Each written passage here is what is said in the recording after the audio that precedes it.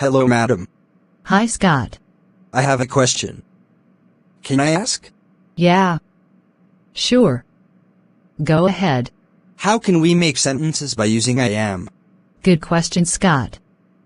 Today we are going to make 20 sentences with I am. That's great. Shall we start?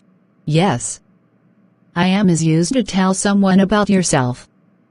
It is used in combination with other words. Let's start with I am a girl. I am Miss Green. I am a teacher. I am a mother. I am 26 years old. I am from Pakistan.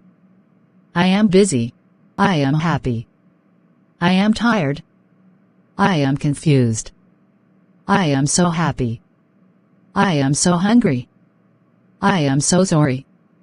I am excited. I am sad. I am thirsty. I am super excited.